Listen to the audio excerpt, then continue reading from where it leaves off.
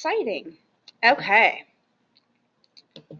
So moving on in the PowerPoint, we've already introduced ourselves. So these are our cute pictures. We probably don't look this fabulous right now tonight, which is why we don't have our cameras on us. But nor will ever have the camera on us, thank you. We'll always put a picture of us so you know who we are, though. Maybe we'll change them out. Who knows? Okay. So we're going to start talking about Chapter 1, which is kind of an intro into the concept of mindsets, where it came from, and a little bit about where some of these ideas came from, and how Carol Dweck sort of dove into the topic of mindsets. So Becky and I are going to take turns reading the questions. So I'll just start with question 1, and then she'll read question 2. And the way this is going to work is I'll read the question, and then we'll sort of see how you guys respond through the chats. And then we'll read some of your guys' responses and sort of have a discussion that way. So the first question is, as you read through Chapter 1, what surprised you? What made you feel uncomfortable? And what did you agree or disagree with?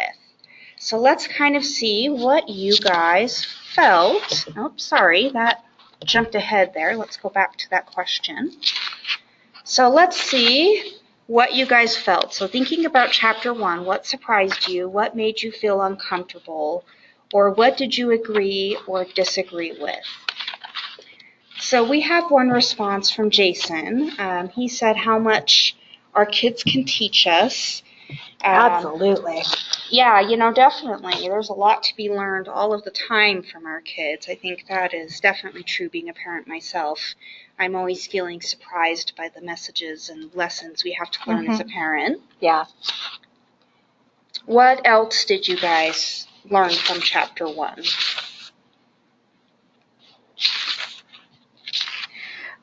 For me, for this, I didn't know that I was introduced to 2 mindsets. Before I read this book, I was not aware that there were 2 mindsets. I mean, it makes perfect sense to me after reading this, but for me, I didn't know that there were 2 different mindsets. So we have another comment on here about how it's interesting that some people feel that they have to keep proving themselves.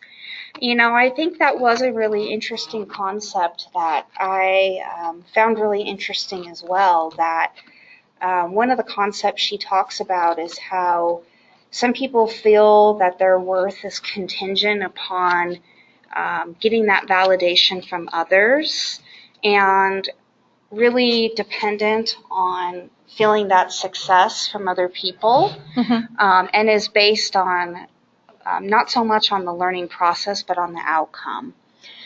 So that was definitely something that surprised me and, was a key concept from the chapter.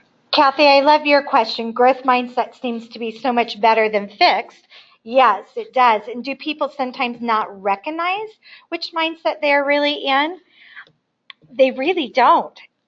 I had an interesting conversation with some family members over the holiday, and I don't know really what we were discussing, but I found it fascinating to kind of sit back and listen to them, and to listen to how much they were in that fixed mindset. And it was about their kids going to school, and, different things that were happening in the different various schools. And, if it was good enough for me, then why did I have to change it for my kids, and that kind of thought. And it was kind of interesting to sit back, and they had no idea. Obviously, they had no idea that they were in that fixed mindset. So it was interesting. It's now that I know more about it, and I find myself going in and out of a fixed mindset or a growth mindset. In fact, I think I said that today during a training I was giving. I said, and this is my fixed mindset talking, that I will never be good at such and such, And so I recognize it now, but not before I started delving into this.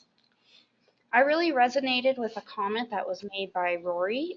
It's comforting to realize that a growth mindset can be taught and developed and that there's hope for everyone. Yes, yes. I think that is truly one of the key concepts from chapter one, and that is that we tend to think of mindset or talent as something that you either have or you don't have. And it is really reassuring to realize that talents and abilities and skills are something that you develop if you're willing to put in the work and effort to have those skills. And I think that that's something really important to remember as you go through life, even starting in early childhood and going through adulthood. And that's something that we tend to forget. It's like we try something, and if we're not instantly good at it or we don't instantly see that result, it's easy to give up on it and think, that's just too hard or I'm not good at it. But I think a key concept she's trying to give us in this book is that any of us can improve in areas if we're willing to put in the work and the effort to get better at something. And I agree with Rory that that's extremely reassuring. Right, right. And I think that that's a message that we can give our children. Like, I have he's not a child, he's 24. He's a child, let me just say that. And he's struggling a bit. He's struggling trying to figure out his way, what he wants to do in life. And even with trying to talk with him, I kind of find myself, talking about that growth mindset with them. Like, you can do this, you can do whatever you want. Just go to school, just go to college, just, find something you want to do, or find a trade that you want to do. But whatever you want to do, you need to work hard at it and you need to keep with it. And so I think I found that an important message in the book. I think Kristen brings up a really interesting question here that I know was addressed a little bit in the book, but let's see if we can help her out a little bit. Kristen asks, does IQ match up with an individual's mindset? So what do you guys think? I know this was addressed a little bit in the book, but what do you guys think about that question? Does IQ match up with an individual's mindset?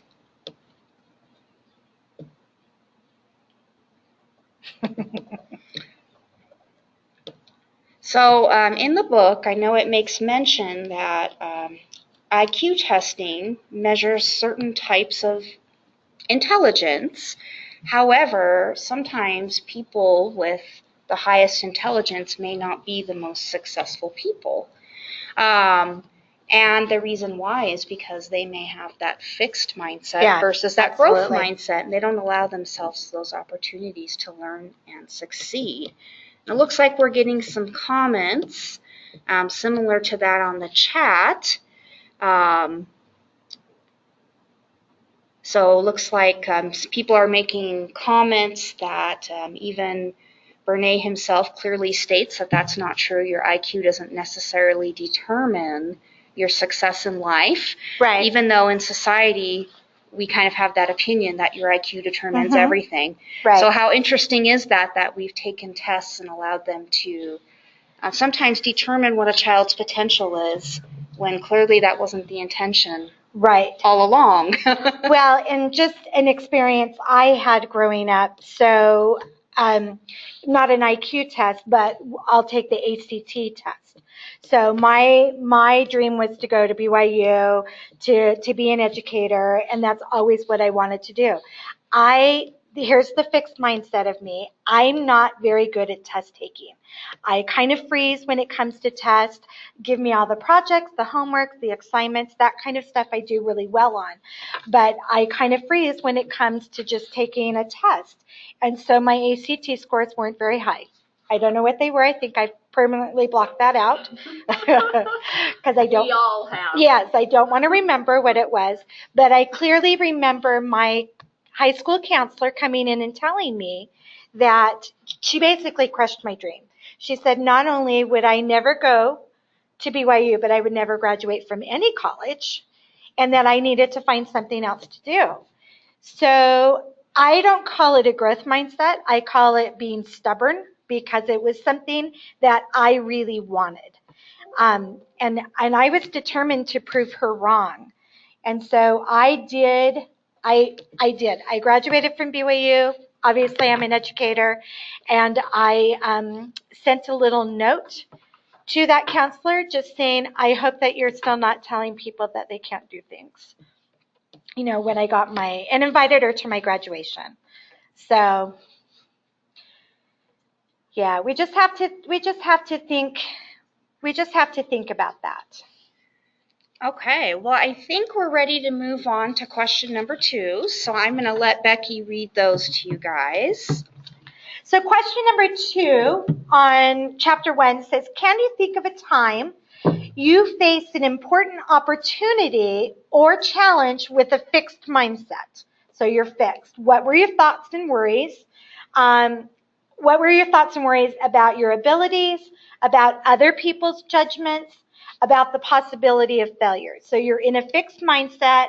You have an opportunity or a challenge. Let's talk about that. Oh, can you guys hear me now? Yes. We're actually going to put you on mute, though. We're asking everyone to participate through the chat box and participate that way.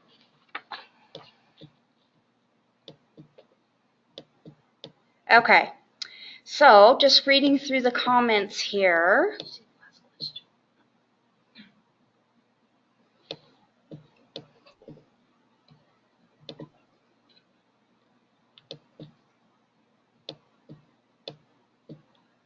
So, for the last question in the chat, where somebody Liz wrote, do you think that personality allows for a growth mindset? There was a little bit of a discussion in that first chapter about nature versus nurture, and how, yes, we do come with a set of traits, and yes, we do have experiences, and those throughout the person's life will intermingle with each other and have an effect on each other to either support something or not. So both are going to have an impact on how that person is developing.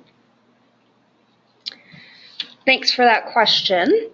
Okay, so going back to question 2, as far as thinking of a time that you faced an important opportunity or a challenge with a fixed mindset, looks like somebody said that they had a situation where they got a new job. They didn't have much experience on the technical side, so they felt really inadequate with their peers that they had to meet with on projects. I knew I could fail, but realized I could also learn and grow and be a good resource for my new position. So I think that brings up a great point, that we are capable of changing our mindsets throughout a situation. So it sounds like, Susan, when you first had that job, you might have gone into it with a fixed mindset, but then you were able to adjust your mindset and go into more of that open mindset where you were able to look at what can I learn from this opportunity, and you were able to change your mindset. So sometimes throughout a situation, or we sometimes can have both mindsets.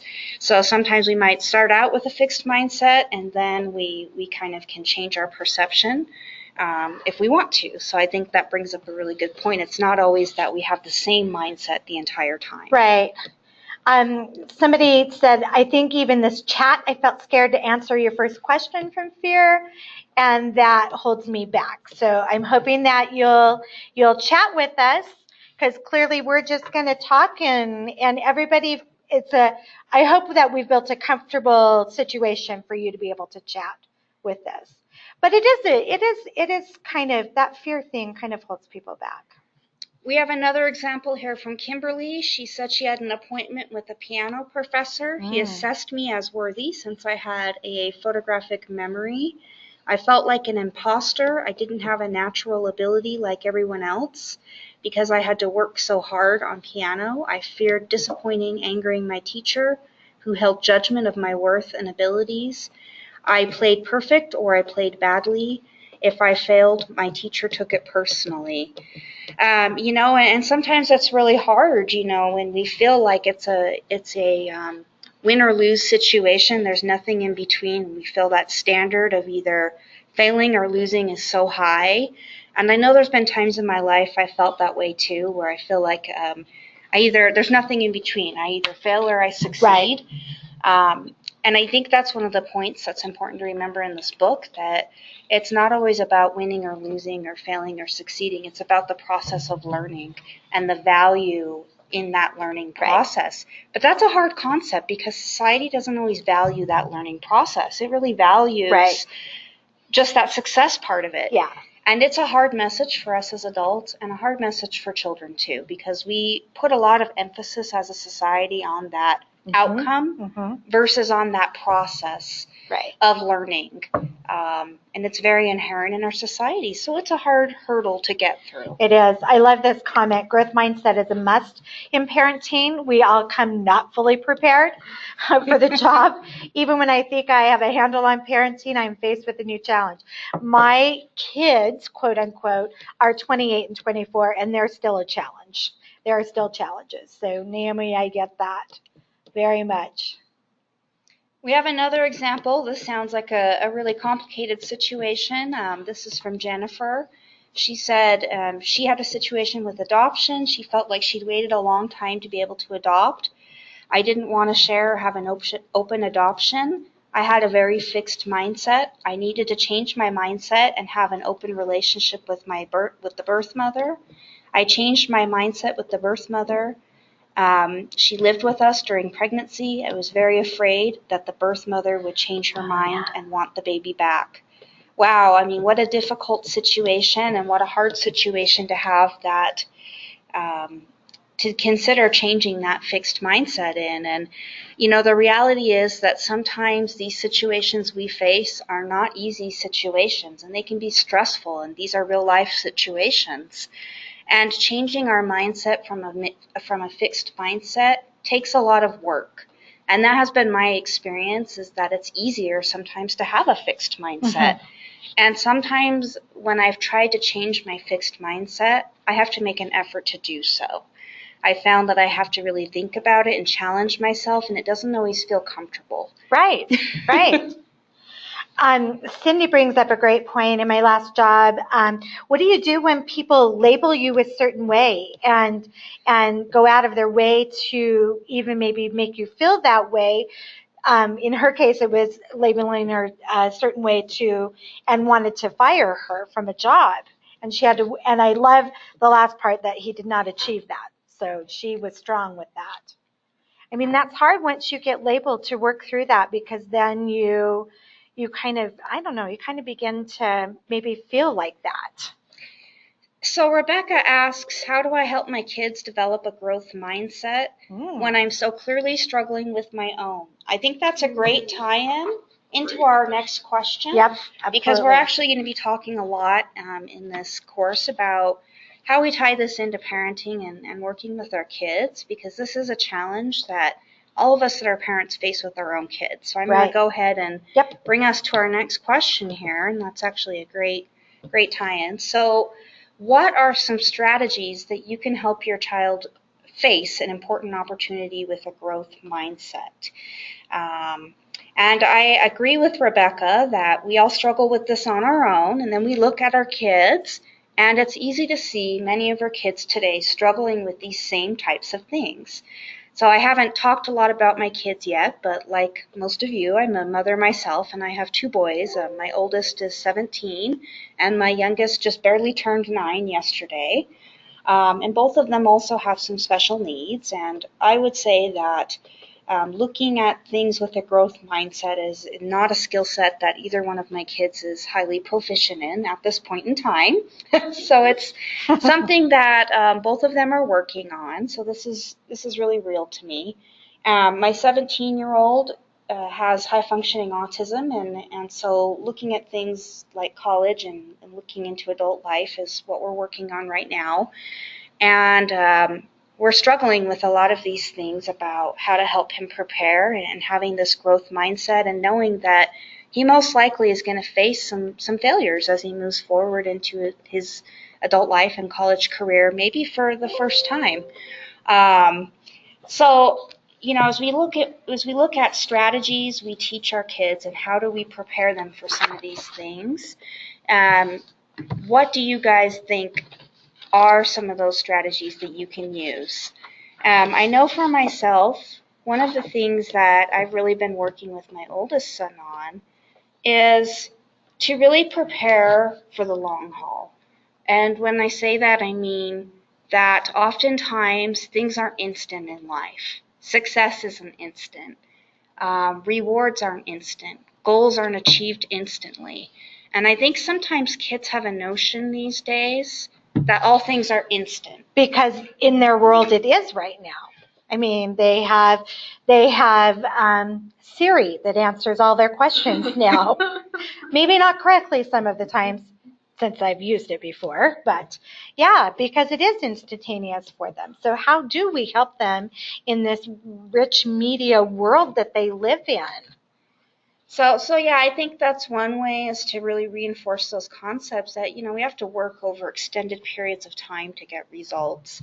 Michelle, I like Michelle Dunlap's comment here. Identification, just pointing out the option that there are two mindsets. Our kids aren't going to know if we don't point it out to them and if we don't teach them about that. Next time I will bring, if I remember, I'll write myself a note. I have happened upon some great children's books on mindset. And so I'll share this with you. They are on your resources book, are on your resources page, but I'll bring them and share them with you a little bit. I just think it's a matter of teaching. I wish I would have known this when my kids were little. And we could talk about, are you in a fixed mindset or are you in a growth mindset? One book I do have, it's called The Bubblegum Brain and the Brick Brain. So the brick brain is the fixed, and the bubblegum brain is stretching, and it's bubblegum, and it's fun. And so I think there are fun resources out there for us to use with our kids. Colette brings up a good idea, and that is praising kids for their effort and not how smart they are. I think that is critical. Sometimes as parents, we fall into this trap of telling our kids, oh, you're so smart. I love how smart you are. I love how good you're doing in school. Rather than really You're praising such a natural. them. Yeah, rather than praising them for the effort that they're putting into something. And I think that's really important and something that, we can probably all do a little bit better at in terms of how we talk to our kids about things. And that's something easy that we can probably do. Yeah. Scrolling through to see what other ideas you guys have. Something that I've been speaking, I have I have 6 cousins that live in Utah. And so I get to see them quite often, and they all have young families. And one in particular who is divorced and has 3 kids, I've been working with her a little bit with her only son, and it's her youngest child. But she seems to like safety net him for everything. So she's kind of cocooned him, and I'm like, you've got to teach him how to fail. You've got to teach him how to work through that failure. My boys were in that generation of everybody gets to participate. Even though we didn't win one game of junior jazz, we all got a trophy that said we were champions. Are we helping our kids when we tell them that even though we didn't win a game, we're champions? I mean, I get the self-esteem part of it, but we have to kind of reframe our thinking with our children on how we want them to. We need to let them learn how to fail so they won't be in our basements at 45. PlayStation. I'm seeing lots of comments about using language with our kids about not yet. Yes. And I think that's really positive language to use with children. So a lot of our kids, they might struggle with things. They might want to give up. They might even throw tantrums. I know I've experienced that many times. But helping them to understand that just because they don't understand it right now doesn't mean they won't ever understand it. Right. And to help them understand that they're just not there yet. So I really like those suggestions. I think they're really useful. So continue to type in your ideas, but I think in the interest of time, we're going to move on to Chapter 2. And I'm going to let Becky read that question. Do you have it up there yet? Yes. It's coming. There we go.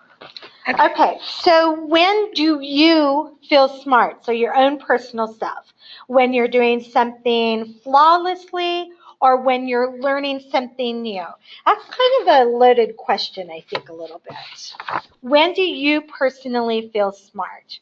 When things come easy or when you're learning something new and so it may be a struggle a little bit?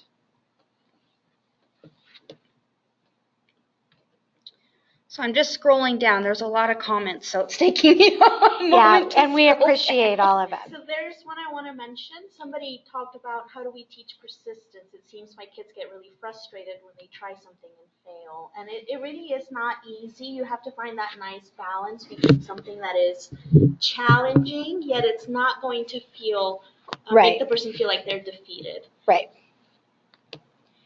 So, maybe I use the word scaffold, but, scaffold something, scaffold their experience, let them get to this part and celebrate, learning that much of it. Yeah, and then starting, adding something more onto that. Well, we've got several commenters that are saying they feel smart when they've accomplished something that's been challenging for them, which is excellent. That means you have a nice growth mindset. So that is excellent to hear. So that's really exciting. A lot of the research that Carol Dweck showed was that not everybody has such a great positive outlook on things. And that some people, kind of have the opposite thing where they sort of don't feel smart unless they're doing things perfectly, and that's their definition of success. And I think we have people that view it both ways. So some people with a growth mindset already have that mindset of, if something is hard and I've worked hard at it, that's when I feel most successful. But there's definitely other people that with more of a fixed mindset that feel like unless I do it correct, unless I get that A, I don't feel successful. And I think it has a lot of it depends on how you were raised, what your past experiences were, things like that. And I know we definitely have both of those things in our kids and in the school systems as well. Well, and coming back to society, Chelsea has made a comment. My husband and I talk about that all the time. There's no room for failure in our society. They have to always be winners. We don't highlight somebody who's struggling to learn something. We highlight the person who's already learned it, who's already, quote unquote, got it, that kind of stuff. So we really need to start thinking about reframing that conversation. And it is the failure that helps us grow, and we need to celebrate that more. And I say this, but I don't know that I did this necessarily when my children were young. There's a great comment from Kathy. She said, I felt smart when I was able to participate in a math discussion with very knowledgeable peers. I didn't get everything right, but I could contribute to finding solutions for the problems. What I wanted to say about that, Kathy, is that that's a really positive example Absolutely. of why inclusion is really important, because we really need to involve everyone in those kinds of experiences because there's such value that we all get from experiencing challenge, even if we're the one that doesn't have all the answers. When we allow all students to work together and really have that experience of having challenge and experiencing rigor, it can be really powerful. Right. So thank you for sharing that example. Yeah, more and more practices of eliciting everybody's different ways of attacking a problem is awesome. And it's good to show kids that. And I think kids are getting more and more of those kinds of experiences. I'm hoping they are. Marlene, she shared a really honest answer, and I really appreciate this. She said, I definitely feel smart when I'm better than others and when I can do things faster. Definitely need to change that. Marlene, thank you for your honesty. I think a lot of us have had moments when we feel that way. And I know with my son, he'll often come home from school talking about how the other kids in school are slower than him and how that makes him feel happy that he's quicker than them. And that's something that's hard to change when you have that mindset. And, it's something we talk about a lot in our household. And he's definitely more on the gifted end of things, and it's part of his identity up until this point. So, sometimes that is really tied to something that can make you feel good about yourself, but we do also know it's tied to that fixed mindset. So that's part of why participating in something like this is really valuable, and why it's important for us all to reflect on these things, because even if we admit it or not, there's times we all think that way. Yeah, absolutely. I love Kimberly's comment. I feel smart when I make something creative that really speaks to me. I just love that. That makes me happy. When my plan comes together, Tammy, I feel smart when my plan comes together and the execution is possible. That's awesome. That's good. Yeah. Okay, so let's move on to the next question. Okay. How can we shift our thinking beliefs for ourselves and for our children to make striving, stretching, and struggling into something that makes us or them feel smart? So I had written a couple of ideas I have. I'll read them off, and then we'll see what other people's ideas are.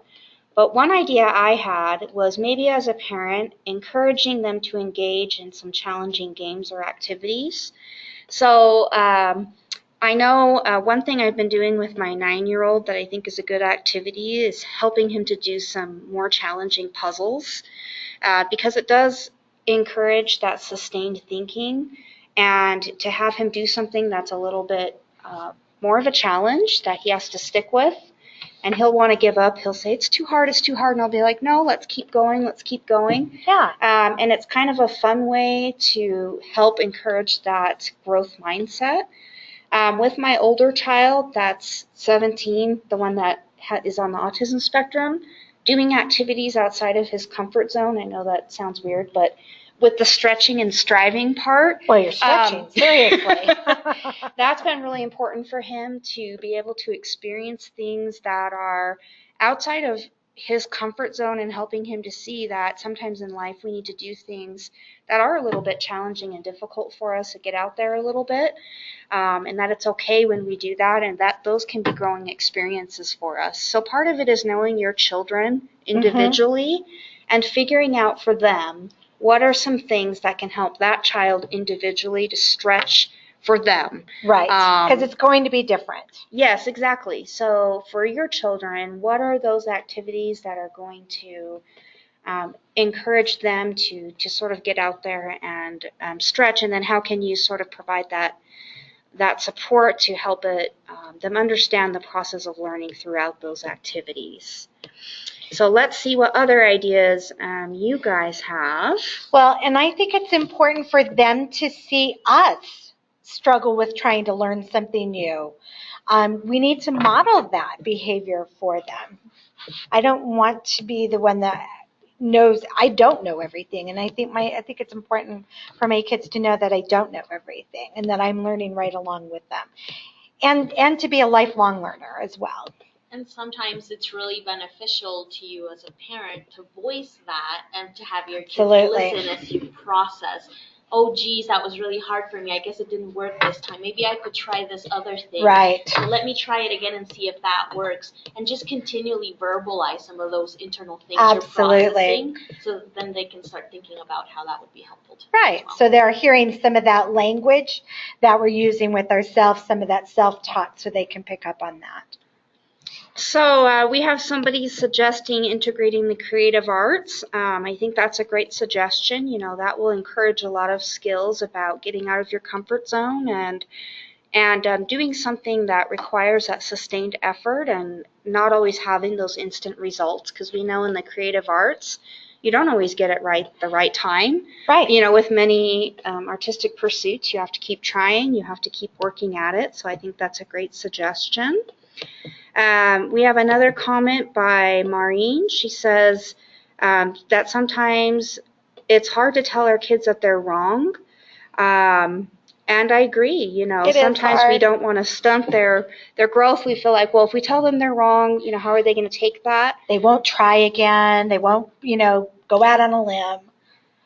But at the same time, I think we do have to help our kids understand sometimes that they're not always doing it correctly, and they need to keep trying to get it correct. And I think it's in how we phrase it. I've been struggling a little bit with my 9-year-old on this. He'll often do his homework, and then I check it before he turns it in, and sometimes he'll have answers that aren't correct.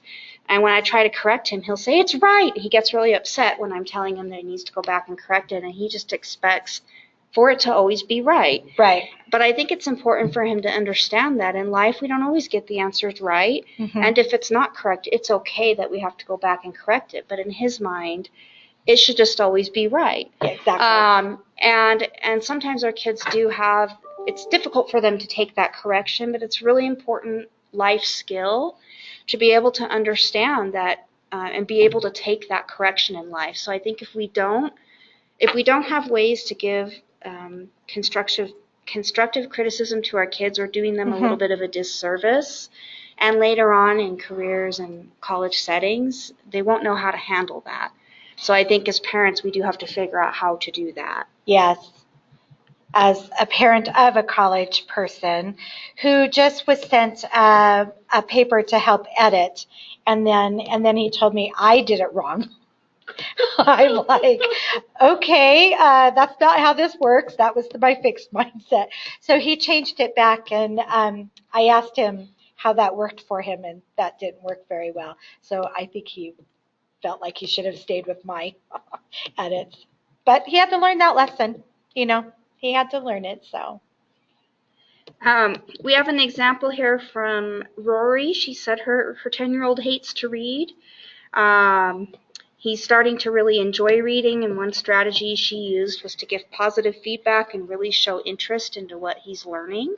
I think that is a great strategy if we can figure out how to connect with our children over what they're doing. Right. I know sometimes when children are doing what they view as an unpleasant task, if we can find a way to make that task fun or engaging by interacting with them, that can often make the task a little less daunting for them. So that's a great suggestion.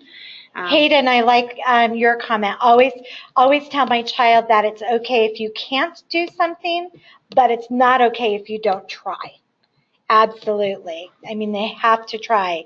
It's okay if they didn't get it, but if they didn't try and still didn't get it, the important part is that you want them to try.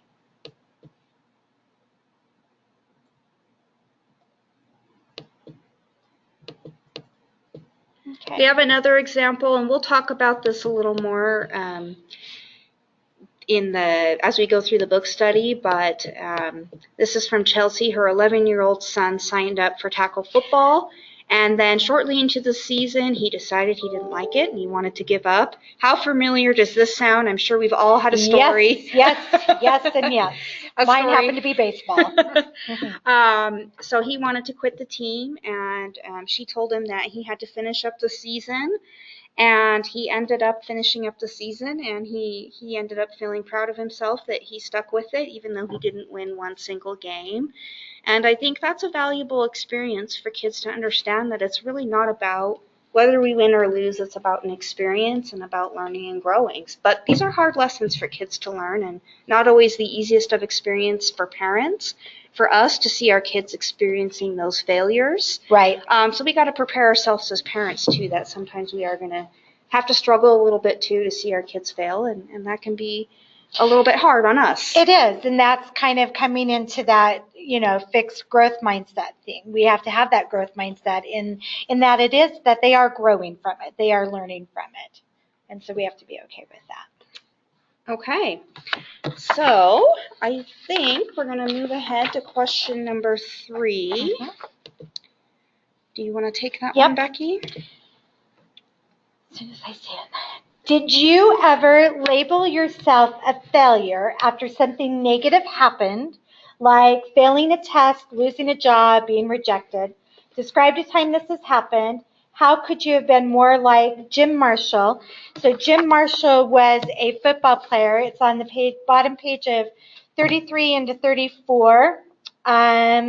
He was a defensive player for the Minnesota Vikings. And in a game against the 49ers, he spotted the football on the ground. He scooped it up and ran for a touchdown as the crowd cheered. But he ran the wrong way. He scored for the wrong team on national television. Wow. I mean, how devastating that must have been. It was the most devastating moment of his life. The shame was overpowering. But during halftime, he thought, if you make a mistake, you got to make it right. And he realized that he had a choice, and he could do something about it. So he pulled himself together for the second half. He played some of his best football and contributed to his team's victory, even after scoring a touchdown for the other team. I can't imagine anything more humiliating than that on national television, scoring for the other team. I mean, that's crazy. But that's amazing what he did with that. I don't know that I could have done that. Not that I play football, but I don't know that I could. I don't know that in that moment I could have done that. I think I would have really just crawled out of the stadium. and so I thought that was a really powerful passage in there. So someone asked, well, what if he hadn't won? That's a really good question, Kimberly. Yeah. What if he hadn't won? And I'm thinking of other situations where, sometimes you have a failure and maybe you want to have redemption and maybe you don't get that redemption right away. What do? And sometimes that redemption or that chance to work on it again isn't instant, like in this scenario. And you might have to work on it over a long period of time.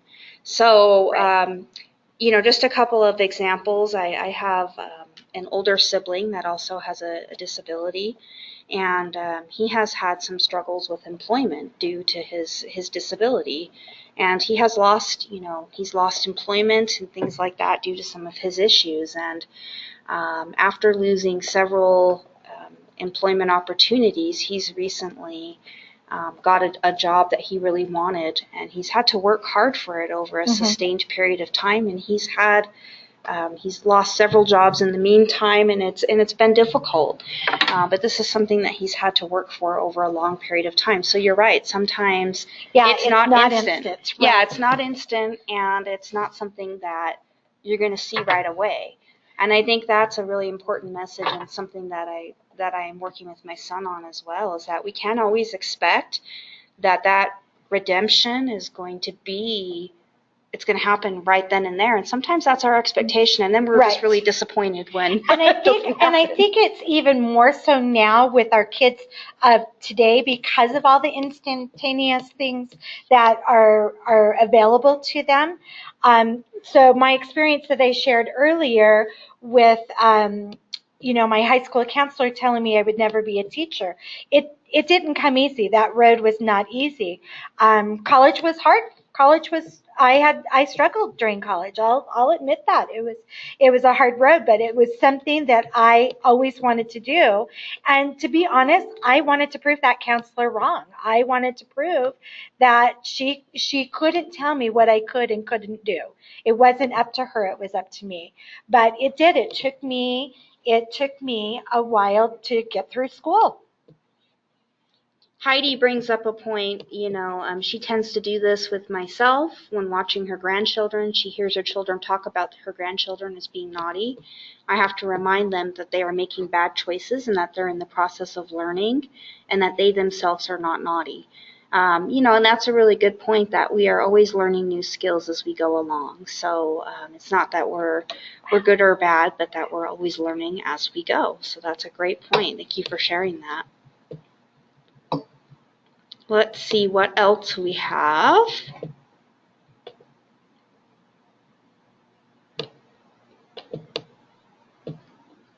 I labeled myself as a failure a lot as a child if I failed a test or felt stupid in a public setting. I did a lot of not fully trying in academics out of fear of failure. I realize now as an adult how much learning experience I missed out on by labeling myself that way and by not pushing through the fear. Thanks for sharing that. And I think that feel of failure really can be an obstacle for a lot of learning opportunities. And I think that's probably the biggest obstacle many of us face as children and as adults of why we don't pursue things in our life that might be beneficial is because we did have a bad experience in the past, or we even saw somebody else failing. And we look at that and, we're afraid to experience that failure again or have that happen. So it's easier to just not try sometimes. Rory shared that they applied for the same promotion 2 times after being asked to apply by the boss. Both times was turned down for the position, and it was difficult, but now has realized over time that they learned so much from the interviewing process and experiences and happy where they're at now. And I think that's important lesson. And that's something genuinely you should share with your kids. I have let my kids know that, I was told I wasn't going to graduate from any college.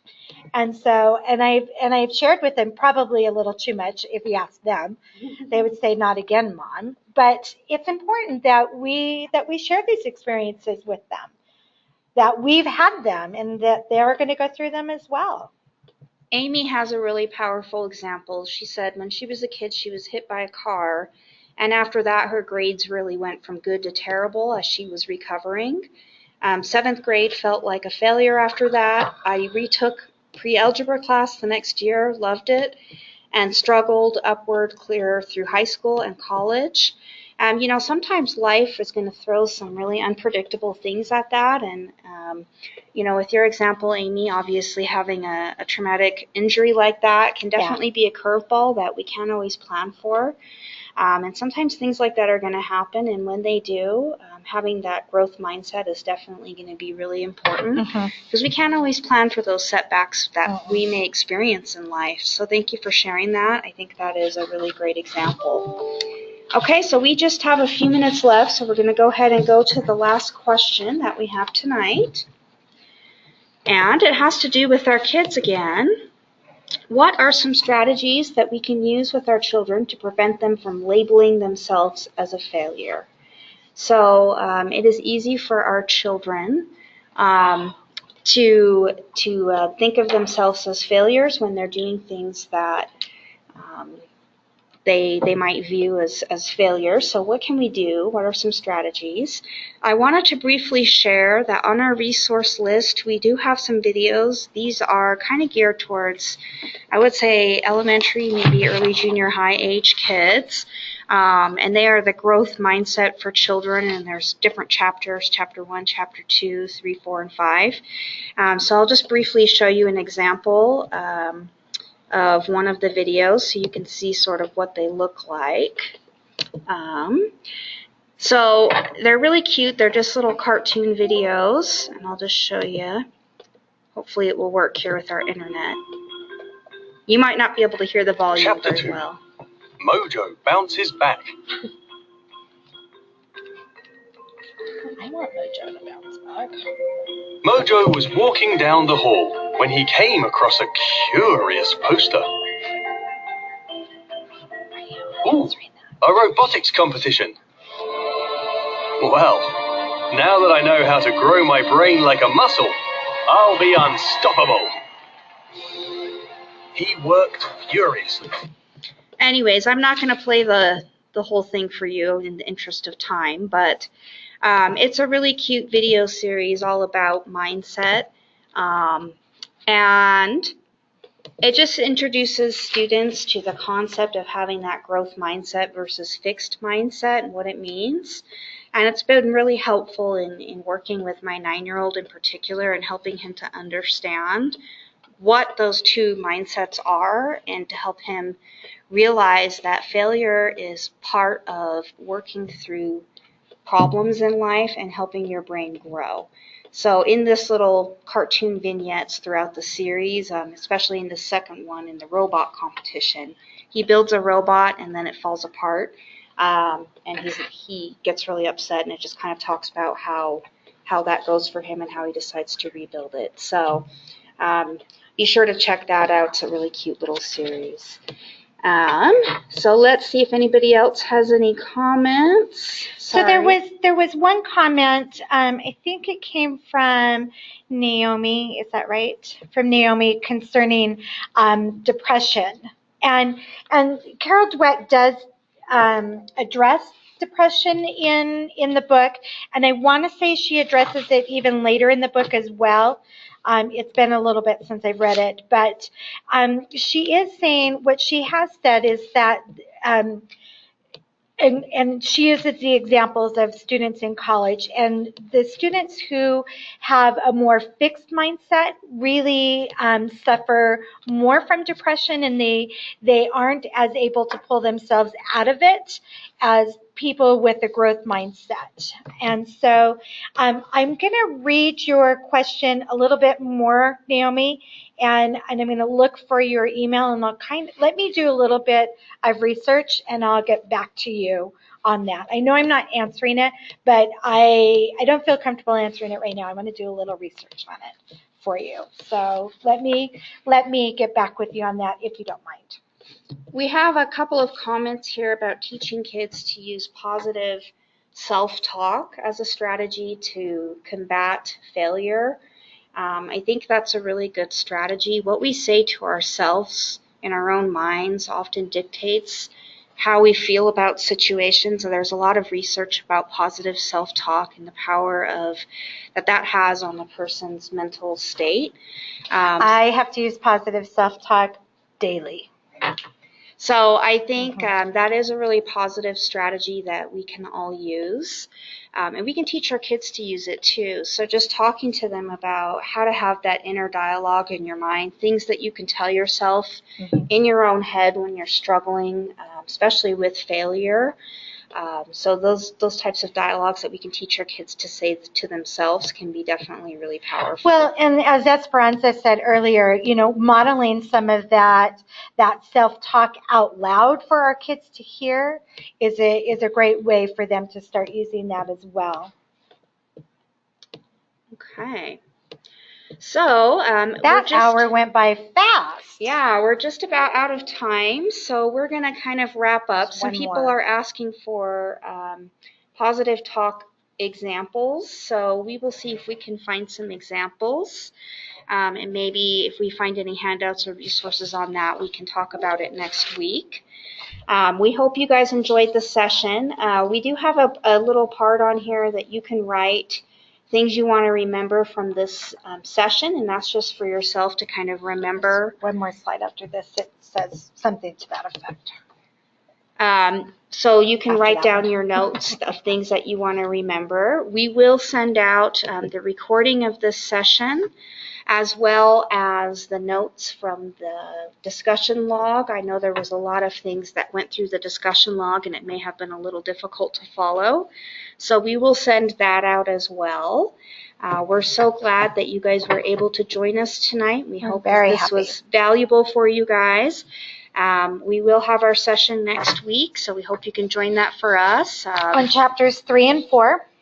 So yeah, do your reading. Thank you guys so much. We appreciated all your participation, and you guys did a great job participating on the chat log. I couldn't keep up. You guys did awesome. Yes. Thank you so much, and we will get this stuff, the recording and the chat log, sent out to everybody. So thank you for your participation. And please contact us by email if you had technical difficulties or if you have questions that you want to discuss with us, and we will be happy to respond to you. Thank you so much. Good night, everyone. Good night. Good night.